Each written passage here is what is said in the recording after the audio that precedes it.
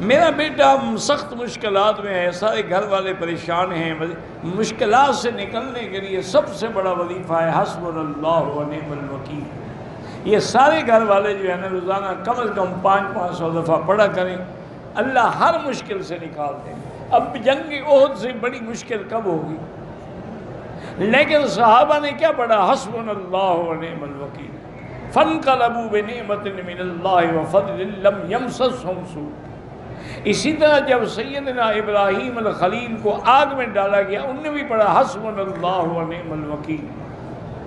اسی طرح جب سیدنا ابراہیم نے اپنی بیوی اسماعیل کو ایک دودھ پیتے بچے کے ساتھ، اس وقت ایک جنگل تھا وادٍ غیر ذی زرع میں چھوڑا، تو بیوی نے بھی یہی کلمہ پڑھا حسبنا اللہ و نعم الوکیل۔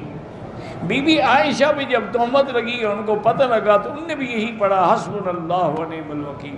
تو یہ تو بہت بڑا خزانہ ہے، شرط یہ ہے کہ کوئی پڑھنے والا ہو اور یقین سے پڑھے۔